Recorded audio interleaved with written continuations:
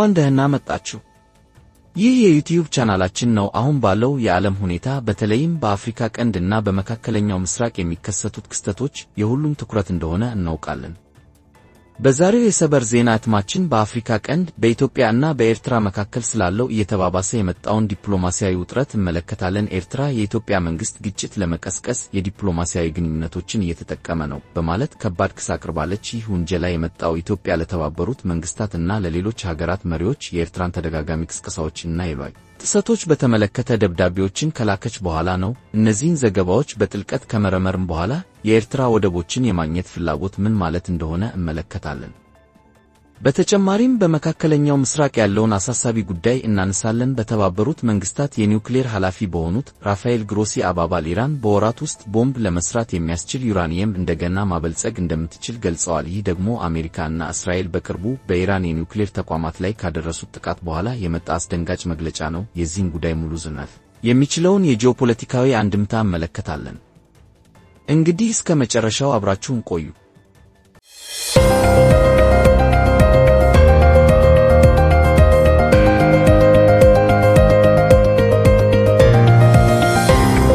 ኤርትራ የኢትዮጵያ መንግስት ግጭት ለመቀስቀስ እና ምክንያታዊ ለማድረግ ዲፕሎማሲያዊ ግንኙነቶችን እየተጠቀመ ነው በማለት ከሰሰች። ኤርትራ የኢትዮጵያ መንግስት ለተባበሩት መንግስታት ድርጅት ዋና ጸሐፊ እና ለበርካታ ሀገራት መሪዎች ተደጋጋሚ ቅስቀሳዎችን እና በኢትዮጵያ ሉዓላዊነት እና የግዛት አንድነት ላይ የተፈጸሙ ጥሰቶችን በተመለከተ የዲፕሎማሲያዊ ደብዳቤዎችን ልኳል ብላለች። ኤርትራ ይህን ግጭትን ለማቀጣጠል እንደተደረገ ግልጽ ሴራ ስትል ወቅሳለች። ሰኔ 18 ቀን 2017 ጂኤን 26 2025 የወጣው የኤርትራ የዜና ሚኒስቴር መግለጫ የኢትዮጵያ መንግስት በቅርብ ቀናት ውስጥ ዲፕሎማሲያዊ ዘመቻውን አጠናክሮ እንደቀጠለ ገልጿል። ይህ ደግሞ ዓለም አቀፉን ማህበረሰብ ለማታለል እና ለረጅም ጊዜ ሲዘጋጅለት ለነበረው የጦርነት አጀንዳ ድጋፍ ለመሰብሰብ ያለመ ነው ብሏል። ኤርትራ አክላም ገዢው የብልጽግና ፓርቲ ባለፉት 2 ዓመታት ያለ ምክንያት በሆኑ መግለጫዎች እና ቀስቃሽ የጦርነት ዝግጅቶች ውስጥ እየገባ ነው ስትል ከሰሰች። ይህም የኤርትራን ወደቦች በህጋዊ መንገድ ከተቻለ በህግ ካልሆነ በወታደራዊ መንገድ ለማግኘት የሚደረግ ጥረት ነው ብላለች። የኤርትራ መንግስት እነዚህ ድርጊቶች ከየጦር መሳሪያ ግዢ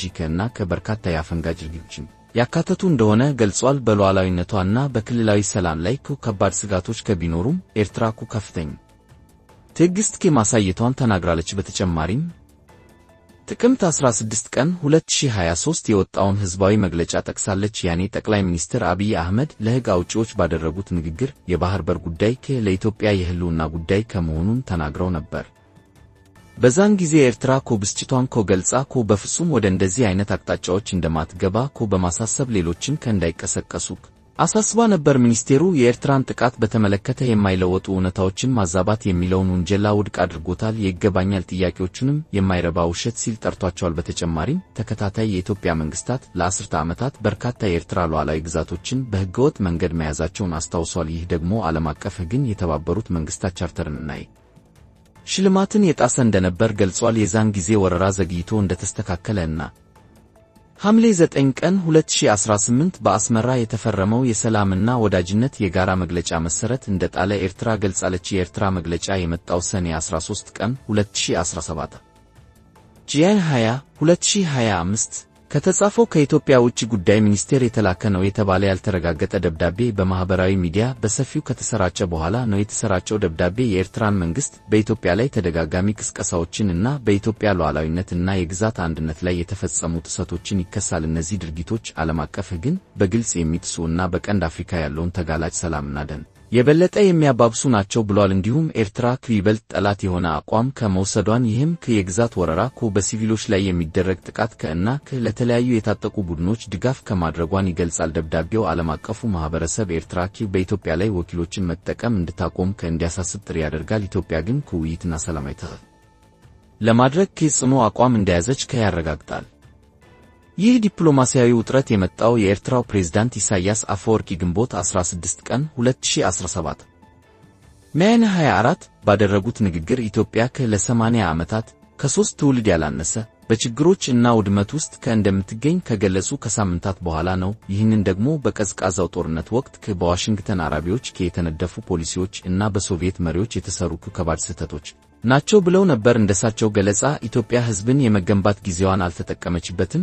ይልቁንም ከወደ ብሔርተኝነት የፖላራይዜሽን አዘነበለች። ይህም ከመፈንቅለ መንግሥት እና ውድመት አስከትሏል ብለዋል። በምላሹ የኢትዮጵያ ውጭ ጉዳይ ሚኒስቴር የቀድሞ ቃል አቀባይ አምባሳደር ዲና ሙፍቲ ፕሬዝዳንት ኢሳያስ በቀንድ አፍሪካ ኃይሎችን መልሶ የማደራጀት ስትራቴጂ አካል ነው፣ በጣም አደገኛ የሆነ የኩሽማዊ ቅራኔ ከትረካ እያስተዋወቁ ነው ሲሉ ከሰኗቸው ዲና ኢሳያስ የትግራይና የአማራ ክልል የብሔር ሚሊሻዎችን በመሰብሰብ የፌዴራል መንግስትን ለመገልበጥ ጥምረት ለመፍጠር አስበዋል። ይህም ኢሳያስ ለውጭ ኃይሎች ተገዥ እንደሆነ አድርገው እንደሚመለከቱት ተናግረዋል። ይህንን መረጃ በዩቲዩብ ቻናሉ ላይ ሲያቀርቡ በእይታ የሚደግፉ ምስሎችን እንደ ፕሬዝዳንት ኢሳያስና ጠቅላይ ሚኒስትር አብይ ፎቶዎች እና የዜናውን አስቸኳይነት የሚያሳይ የጀርባ ሙዚቃ መጠቀም ይችላሉ።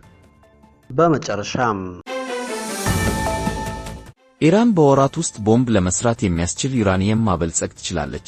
የተባበሩት መንግስታት የኒውክሌር ኃላፊ ራፋኤል ግሮሲ ኢራን ከኤጀንሲው ጋር ያላትን ግንኙነት ብታቋርጥም አሁንም ድርድሩ ሊካሄድ እንደሚችል ተስፋ እንዳላቸው ተናግረዋል። ኢራን ቦምብ ለመስራት የሚያስችል ዩራኒየምን እንደገና በወራት ጊዜ ውስጥ ማበልጸግ ለመጀመር የሚያስችል አቅም እንዳላት የተባበሩት መንግስታት የኒውክሌር ተቆጣጣሪ ኃላፊ ተናገሩ። የዓለም አቀፉ የአቶሚክ ኢነርጂ ኤጀንሲ ኃላፊ ራፋኤል ግሮሲ ባለፈው ሳምንት በሶስት የኢራን የሚሳይል ተቋማት ላይ ያደረሰችው ድብደባ ከባድ ቢሆንም አጠቃላይ ጉዳት አለመድረሱን ተናግረዋል። ይህ የኃላፊው ሐሳብ ዶናልድ ትራምፕ የኢራን የኒውክሌር ተቋማት ሙሉ በሙሉ ተደምስሰዋል ሲሉ ከተናገሩት ጋር ይቃረናል። እውነቱን ለመናገር አንድ ሰው ሁሉም ነገርን ወደመ እና ምንም የቀረ የለም ብሎ መናገር አይችልም ሲሉ ግሮሲ ቅዳሜ ዕለት ተናግረዋል። እንደ አውሮፓውያኑ ሰኔ 13 ቀን እስራኤል ኢራን የኒውክሌር ጦር መሳሪያ ለመስራት ተቃርባ ነበር በማለት በኢራን የኒውክሌር እና ወታደራዊ ጣቢያዎች ላይ ጥቃት አድርሳለች። በኋላ ላይም አሜሪካ ጥቃቱን በመቀላቀል በሶስቱ የኢራን የኒውክሌር ተቋማት ፎርዶ፣ ናታንዝ እና አስፋሃን ላይ የከባድ ቦምብ ድብደባ አካሂዳለች። ከዚያን ጊዜ ጀምሮ በኒውክሌር ተቋማቱ ላይ የደረሰው ትክክለኛ የጉዳቱ መጠን ግልጽ አይደለም። ዕለት ግሮሲ የቢቢሲ በአሜሪካ የሚዲያ አጋር ለሆነው ለሲቢኤስ ኒውስ እንደተናገሩት ቴህራን በወራት ጊዜ ውስጥ ጥቂት ሴንትሪፉጆችን ማብላያዎችን በማሽከርከር የበለጸገ ዩራኒየም ያመርታሉ ብለዋል። አክለውም ኢራን አሁንም የኢንዱስትሪ እና የቴክኖሎጂ አቅሞችን ይዘዋል። ስለዚህ ከፈለጉ ይህንን እንደገና መጀመር ይችላሉ ብለዋል። የተባበሩት መንግስታት የኢራን የኒውክሌር አቅም አሁንም ሊቀጥል እንደሚችል ሲጠቁም የመጀመሪያው ተቋም አይደለም። በዚህ ሳምንት መጀመሪያ ላይ የፔንታጎን የደህንነት ተቋም ግምገማ የአሜሪካ ጥቃቶች የኢራንን የኒውክሌር መርሃ ግብር በወራት ብቻ ወደ ኋላ እንዲመለሱ አድርጓል ሲል ተናግሯል። ትራምፕ የኢራን የኒውክሌር ተቋማት ሙሉ በሙሉ በቁጣ ምላሽ የሰጡ ሲሆን የመገናኛ ብዙሃንን በታሪክ ውስጥ ስኬታማ ከሆኑ ወታደራዊ ጥቃቶች አንዱን ለማሳነስ ሙከራ አድርገዋል ሲሉ ከሰዋል። ለጊዜው ኢራን እና እስራኤል የተኩስ አቁም ስምምነት ለማድረግ ተስማምተዋል። ትራምፕ ኢራን ዩራኒየሟን እንደገና እንደምታበለጽግ የሚያሳይ መረጃ ካገኙ ዳግም ያለማቅማማት ድብደባ ለመፈጸም እንደማያውላውሉ ተናግረዋል። ኢራን በበኩሏ ምን ያሉ እንደደረሰበት እርስ በርሳቸው የሚጋጩ መልእክቶችን አስተላልፋለች። የኢራን ጠቅላይ መሪ አያቶላ አሊ ኸሜኒ ባለፈው ሐሙስ ዕለት ባደረጉት ንግግር ጥቃቱ ምንም ፋይዳ የለውም ብለዋል። የውጭ ጉዳይ ሚኒስትሩ አባስ አራግቺ ግን ከመጠን በላይ እና ከባድ ጉዳት መድረሱን ተናግረዋል። ኢራን ከመንግስታቱ ድርጅት የኒውክሌር ተቆጣጣሪ ጋር ያላትን የሻከረ ግንኙነት ረቡዕ ዕለት ፓርላማው ካተምቶታል ያለውን ትብብር ለማቆም ሲወስን ኤጀንሲው ከእስራኤልና ከአሜሪካ ጋር ወግኗል ሲል ወንጅሎታል።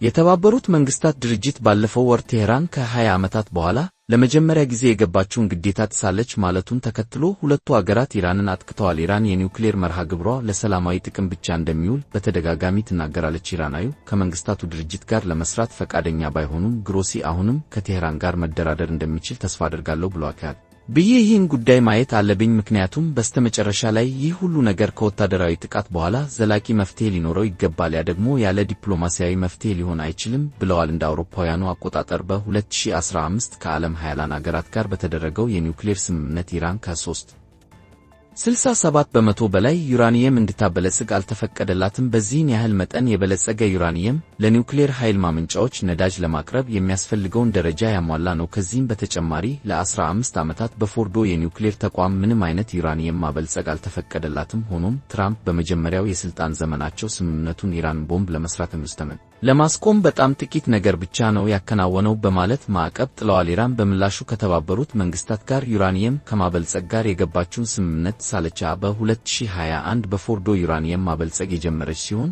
የመንግስታቱ ድርጅት ተቆጣጣሪ 9 የኒውክሌር ቦምቦችን መስራት የሚያስችል 60 በመቶ የበለጸገ ዩራኒየም አከማችቷል ሲል ሪፖርት አድርጓል።